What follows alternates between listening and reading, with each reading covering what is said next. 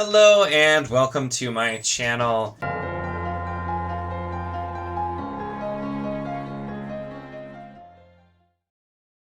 In this video, we will be talking about the Voidwalker collection by Derek Bailey. This was sent to me by the author, and if you've seen a lot of my updates, this is a collection of 8 kind of episodic novellas that all make one story, and so I had been reading them piecemeal and then taking breaks and just kind of using it as my in-between read, which worked really well. So I've mentioned it, talked about it several times, but I have finished, and now we're doing the full review and talking about this. And this was an interesting one. And it definitely is something I ended up really enjoying, and I wasn't sure how I was going to feel about this at first. So this was described to me by the author as a dark fantasy thriller with some horror and contemporary elements in it.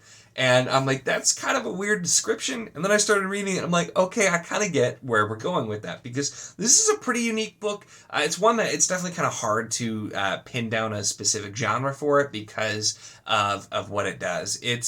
It feels like it's almost like part portal fantasy in spirit. It's definitely got some thriller and some even like noir elements to it. It does take place within our real world as well. And so we've got this kind of mishmash going on, but it came together in a really interesting way. And I found myself being engaged early on by different parts, and we'll kind of get into that from here.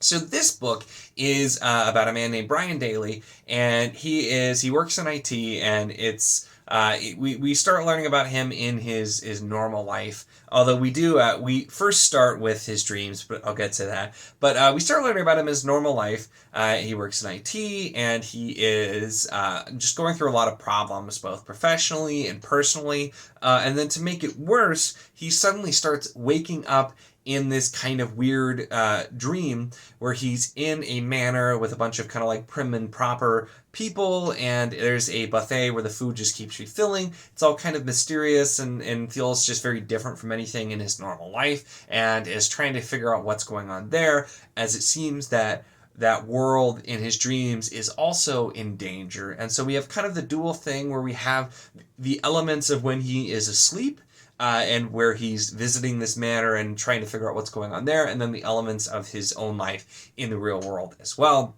And we're kind of using these both in an intertwined type of narrative where the two are very separate, but start to affect each other in a lot of ways as well. I found the main character to be really interesting because at first it feels kind of like you're supposed to be sympathetic to the character, and it feels kind of natural. But there are other times you're like, this guy is a bit of an ass. And so it takes a while to kind of figure out early on how you're supposed to feel about the character. And I think that was very intentional because there's a lot of things that show both the good and bad of the character, and it leaves you to kind of determine and see things. But there are also some very intentional things that make the character feel very real. Some are positive, some are negative. And as you're reading through, I just will note that the author and the character are different. The character is written a specific way, and sometimes, once again, that can be good or bad. Sometimes you're like rooting for the character, other times you're not rooting for the character as much, and so it gives this really interesting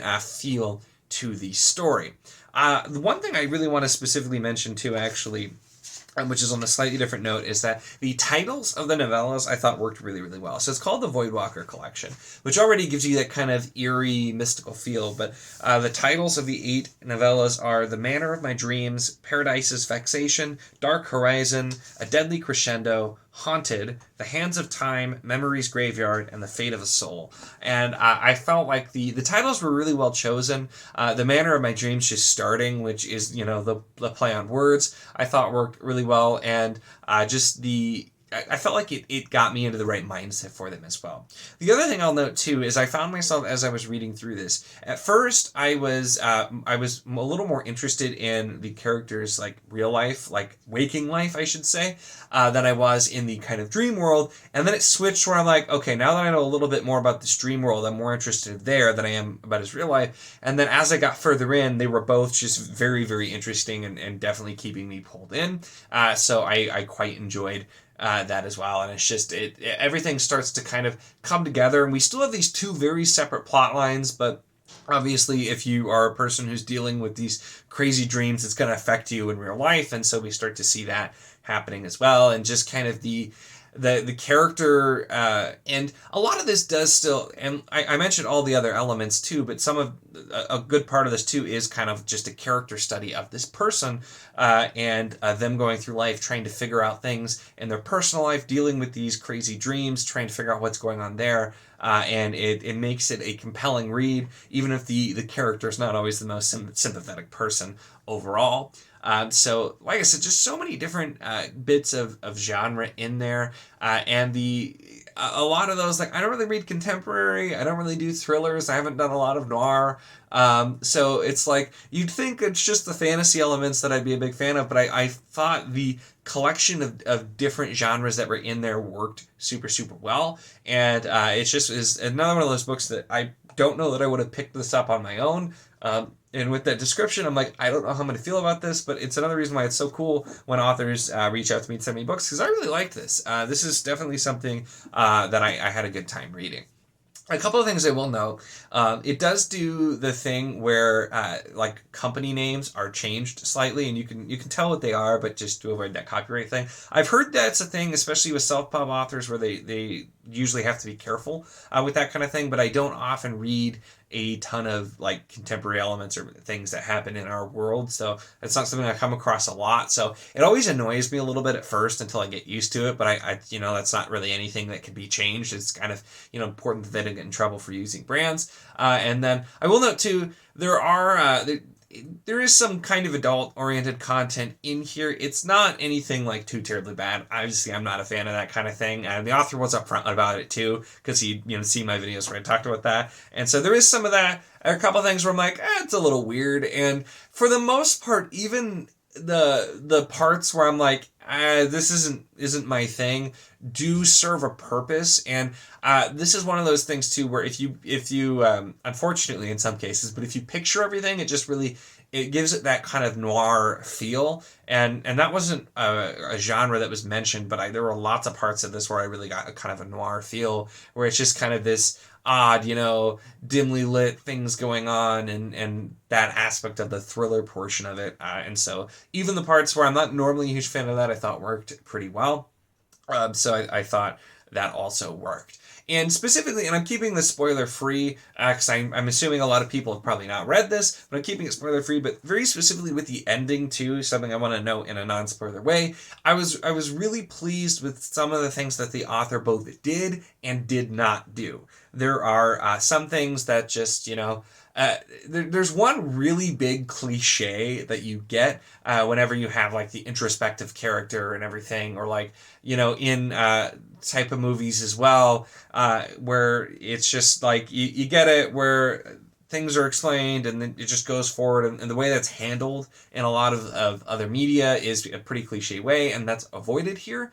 And it's also the ending does do more to show too that things were intentionally done in a lot of ways. And so I thought it worked really well with both doing things in an interesting way, not doing some of the cliches, and addressing things about the character and about the story, giving a little bit more depth and background there. So I thought that worked really, really well also with it. So this book, and we're to the part of like, who would I recommend this for? Because this is, like I said, it's pretty outside of my normal range of taste, but it's something that I thought was really good. I think people who like kind of the thriller or the contemporary kind of things with the fantastic elements in there as well, this would be definitely good for. It's, I think too, the novellas you can get individually on Kindle as well, so like if you try it out and kind of see how you're going to feel about it is probably a good way to do it. And then I have this, once again, collection of all of them, because I like me a physical book with it as well. So great way to try there. But I'd say if you're just looking for something that's different, it definitely has some elements, things that are familiar in a way, but done in a very different way. I think this is something that's really good to try. So it's one of those things too, if you read in those other genres, definitely think it's something that would be interesting. I definitely feel like it was kind of a fantastical noir thriller in parts, but also the contemporary elements were really interesting too. And just seeing this character and exploring their life and having them kind of find things out about themselves as they go along as well. So honestly, it's, I think, something just worth trying in general, even if it doesn't particularly sound like your taste, because It's not my general taste either, and like I said, I actually ended up enjoying this quite a good deal. So this was a really good story for me. And it's just something totally different and nice. And it's in the really manageable chunks, especially if you do the novellas and do it in an episodic fashion. So it's just so nice to have some shorter things like that are easier to put in. And so that's kind of where I landed on the Voidwalker collection, once again by Derek Bailey. So those are really my thoughts on this one. There's definitely some other things I could talk about in a spoiler fashion, but I especially for review copies like this, I want to make sure I'm not giving anything away. While also giving you a good idea of if this is going to work out for you. So we'll cut it there and go from that route. I also completely forgot, so I'll throw this in here really quick. If you're interested in finding out more, I will leave a link to this book and series down below in the description. I always forget to mention that, so I wanted to make sure to pop that in. So that is it for this one. Make sure to give the video a like if you enjoyed it. Check the link in the description, as always, for the Wizardly Do a Discord if you want to chat books, whether this book, other books, any books, really anything at all. It is a lot of fun and we'd love to have you. And of course, if you enjoy my content, make sure to subscribe.